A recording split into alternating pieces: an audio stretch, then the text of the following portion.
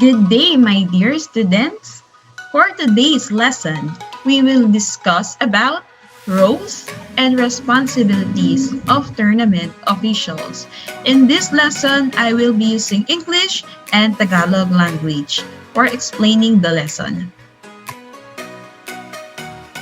First, let's define what is tournament officials. Tournament officials, these are seen in all of the tournament, games, and sports. Tournament officials, yan po yung mga nakikita natin sa mga tournaments, sa mga laro, kung saan sila yung nag-officiate o sila yung nakabantay sa movements ng players. So ano nga ba ang meaning ng tournament officials? First, they are the one who is in charge of officiating event. Almost lahat po ng sports, lahat ng tournaments, lahat ng laro, hindi po yan magko-continue or hindi po yan mag-i-start kapag wala po tayong tournament officials. Kaya importante po na bawat laro, meron pong mga tournament officials. Pangalawa, they have an in-depth knowledge about the sport. Hindi po basta-basta nagkakaroon ng mga tournament officials. Lahat ng tournament officials, bago po yan sumalang sa laro, mag-officiate ng isang laro, sila po ay dumaan din sa mga proseso tulad ng seminars, workshops, and most of the tournament officials, sila din po yung mga previous athletes or players ng specific sports na ino-officiate nila. Now let's discuss about the responsibilities of tournament officials. Ano nga ba yung mga roles and responsibilities ng mga tournament officials sa isang laro? First one, enforcing the rules and regulation of the game. Sila po yung tagapagpatupad ng mga rules and regulation ng bawat laro. Lahat po ng laro, may mga kanya-kanya po silang rules and regulation. Hindi po lahat yan pare-pareho.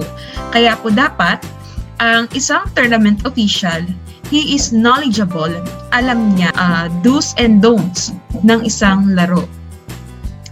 Second one, ensuring the game is played safely and in order. Dito po, ine-ensure ng bawat tournament official na wala pong aberya or wala pong gulo na mangyayari during the game.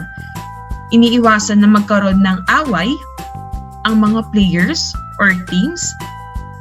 Check the uniform and equipment compliance with safety rules. May mga tournaments po tayo or sports na during tournaments or games, kailangan po ay tama yung kanilang suot na uniform. Like for example, we have basketball, volleyball, and then equipment compliance. Kailangan po sa laro ay yung mga players o yung bawat team ay dala po nila yung mga kakailangan nilang gamit. Halimbawa, taekwondo, kailangan po meron po silang sariling mga gears and any other martial arts. And last, issues warnings and corresponding penalties or ejection. So kapag po merong mga violation na nagawa ang bawat athlete or player, sila po yung nagbibigay ng warning or ng corresponding penalty sa nagawang violation ng isang athlete. Third, inspecting the safety of the field or facility. May mga naka-assign po tayong mga tournament officials para mag-inspect kung safe or ligtas ba yung area kung saan gaganapin ng sport. Importante po na bago mag-start ang laro ay tinitignan muna kung okay na ba, kung safe, kung ready na ba gamitin yung field or facility. Next, managing time. Meron po kasi tayong mga allotted time kung gaano katagal laruin ang isang game. Kaya, importante po ang mga tournament officials kasi sila po yung nakakaalam kung gaano ba dapat katagal. Sila yung nagmamanage. And the last one, communicating properly to the coaches and players the rules and regulations of the game. Before starting the game, dito po ine-explain or kinakausap na po ng mga tournament officials ang mga coaches or yung mga team captains or yung mga players about sa rules and regulations of the game. May mga iba tayong tournaments na nagkakaroon ng konting changes sa rules. So yun po, ine-explain po nila yan bago po mag-start ang game para malinaw po sa lahat ng coaches at sa lahat ng players. Now here we have two types of officiating, which is the outside officiating and the self-officiating. Number 1, we have outside officiating. It requires external officials, usually hired or volunteers assigned by the organizers to implement the rules and code of conduct of the game or the tournament. Normally, officials are not related to any team, so they can provide impartial decisions. Dito sa outside officiating, ang mga kinukuha pong mga officiating officials is hindi po part ng any team na kasali po sa laro. Dito po, nag-hire po sila ng mga officiating officials from different teams or pwede ding mga volunteers. Wherein, sila po yung nag-organize, nag-i-implement ng rules and code of conduct ng laro. Ano naman ang pinagkaiba ni self-officiating? Self-officiating happens when there are no outside officials. Dito po, kung sino yung mga players o sino yung mga tao sa loob ng team, sila din po yung nag-officiate. There are tournaments na kung sino yung mga players ng nag-held ng tournament na yun, sila yung nag-officiate. But usually, itong self-officiating, ginagawa po siya in tune-ups, in pick-up games. And this may not be as effective compared to outside officiating. Kinds of officials. Meron po tayong dalawang klase ng officials na makikita sa isang tournament. Number 1, court or field officials. These are officials within the game court or field, calling the violations and penalties. They may be stationary or moving, depending on the sport. Dito class, ang court or field officials, sila po yung mga officiating officials na makikita natin sa loob ng court, kung saan sila po yung nagbibigay ng score, ng violation, or ng penalties sa mga players. Meron po tayong dalawang klase ng court or field officials. Meron po tayong stationary or moving. Kapag sinabi po nating stationary, is naka-stay lang siya sa isang position. Hindi po siya naalis doon. While moving, kung saan po napunta ang player, doon po pumupunta ang officiating official or kung saan napunta ang bola. Like for example, in basketball, moving, gumagalaw po ang mga officials. While in badminton, stationary. So kung saan nakapwesto ang official, nandun lang po siya. And the second one, we have the table officials. These are those who handle time, scores, reviews, and record statistics. Ito po yung mga officials na nakastay lang sila sa table. So sila po yung nag-aasikaso ng oras, check nila yung time, yung scores, sila po yung may hawak, reviews, and record statistics. Basis of good sports officiating. Each officiating official should have ability, talent, and competency for the job.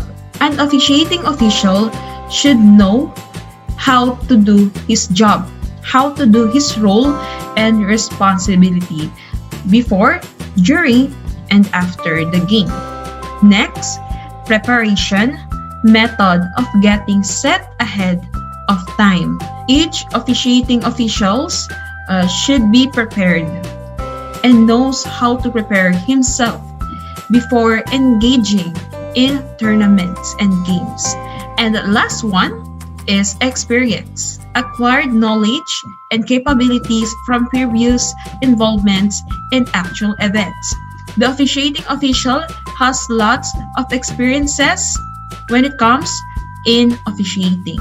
And if an official in the game has these components, which is the ability, preparation, and experience, we can expect that he can perform well and has a good sports officiating. Qualities of an official. Ano ba dapat yung mga qualities na meron ang isang officiating official sa isang laro? Number 1. Confidence. Has self-confidence and believes in his or her abilities to go beyond any adversities and remains in control of the games. Bad calls made or setbacks do not make him or her lose confidence and undermine his or her belief in what he or she does. An officiating official dapat ay meron po siyang confidence. Alam niya ang kanyang ginagawa at naniniwala siya sa kanyang kakayahan na kaya niya ding magpatakbo ng isang tournament. Number 2, consistency. Calling violations and rulings constantly in similar situations, equally to the opposing teams, irregularity in officiating creates problems such as rage and frustration among coaches and players and builds the perception of cheating. Kailangan po ang isang official ay consistent siya sa pagpataw niya ng mga violation, ng mga penalties, and syempre sa pagbibigay ng score. Para dito, maiwasan po yung frustration o maiwasan din yung mga away sa mga coaches at sa mga players. Para maiwasan din po dito yung maisip ng mga players or ng mga coaches na may mga dayaang nangyayari. Number 3, decisiveness. Number 3, decisiveness. Decision should be quick and simultaneous with the observed play. Too long to decide may give a sense of indecision and makes the ruling questionable. The quicker and closer the decision is, decisive it turns out to be. Ang isang official, kailangan po ay mabilis ang kanyang pag-decide, lalo na kapag during the game. Pero syempre hindi lang basta mabilis, kailangan ay pinag-isipan din po ng tama. Number 4, enjoyment or motivation. Having fun and the sense of enjoyment translate to positivity and energy, which leads to a high level of motivation. Hindi po sobrang seryoso sa pag-officiate. Kailangan po ay ine-enjoy din po natin. Number 5, integrity.